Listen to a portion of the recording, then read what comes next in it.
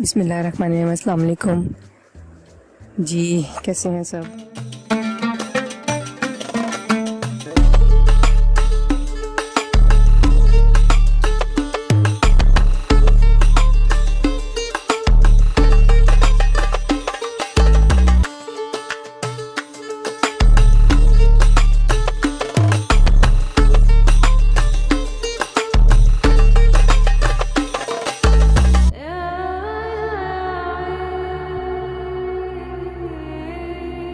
اچھے سے بوائل کر لیں گے.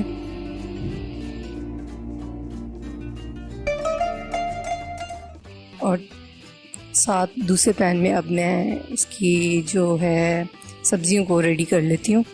گھی ایڈ کیا. آپ آئل گھی جو بھی ایڈ کرنا چاہیں یوز کرتے ہیں اپنے گھر میں وہ ایڈ کریں. اور اس کے بعد اس میں سب سے پہلے چکن جو ہے وہ ایڈ کر دوں گی اور اس کو ہم اچھے سے فرائی کریں گے. پہلے چکن کو ہی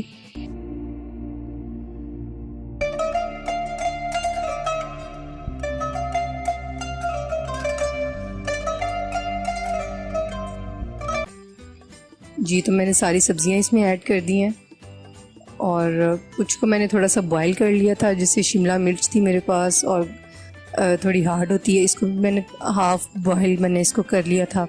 اور مٹر بھی بوائل تھے اور جو میرے پاس گاجر اور بند گوبھی تھی ان کو نہیں کیا، اور یہ پیاز اور ٹماٹر کو بھی نہیں کیا ایڈ میں نے. اور ان میں نے جو ایڈ کیا ہے مسالہ، وہ میں نے اس میں چکن پاؤڈر ایڈ کیا ہے، ٹی اسپون چکن پاؤڈر.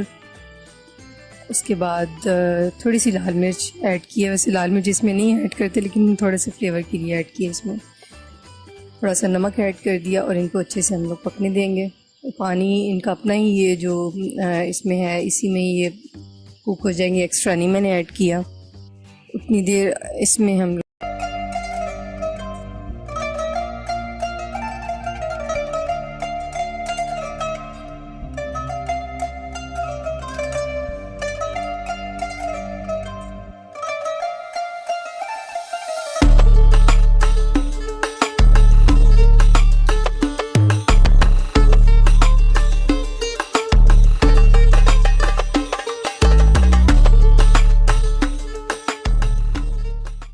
اب ہم لوگ اپنی سبزیوں کو دیکھ لیتے ہیں کہ وہ ان کی کیا حالت ہے. تو دیکھیے وہ بالکل اب آلموسٹ ڈن ہے. اس میں میں نے جو سرکہ اور سویا سوس تھا وہ بھی میں نے ایڈ کر، بوائل رائس اس میں ایڈ کر دیے ہیں.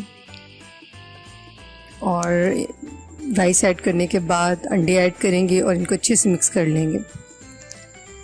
تقریباً ہمارے ایگ فرائیڈ رائس ریڈی ہیں. تو ہم لوگ ان کو ڈش آؤٹ کرتے ہیں.